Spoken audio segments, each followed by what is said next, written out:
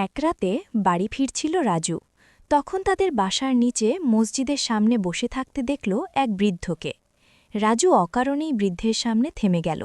যদিও রাজু ধর্মে কর্মে বিশ্বাস করে না, কেউ বুঝালে হেসে উড়িয়ে দেয়। তবুও বৃদ্ধকে রাজু বলল, আপনি এখানে কি করছেন? বৃদ্ধ তাকে দেখে বললেন, বাবা, জানো, মানুষ ভাবে তার অনেক সময় আছে, কিন্তু মৃত্যুর তো কোনো ক্যালেন্ডার নেই।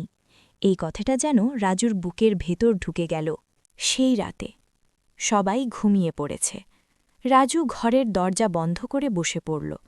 জীবনে প্রথমবার সে 2 হাত তুলে বলল, হে আল্লাহ, আমি জানি না কিভাবে ক্ষমা চাইতে হয়। আমি অনেক ভুল করেছি, কিন্তু আজ আমি ফিরতে চাই। রাজু অঝরে কান্না করে পুরো রাত সজাগ রইল। পরদিন সকালে রাজু অনুতপ্ত মন নিয়ে মসজিদের দিকে হাঁটল, ভয়ে, লজ্জায়, কিন্তু আশায়। সেদিন তার নামাজ নিখুঁত ছিল না, উচ্চারণ ভুল ছিল, কিন্তু নিয়ত ছিল খাঁটি।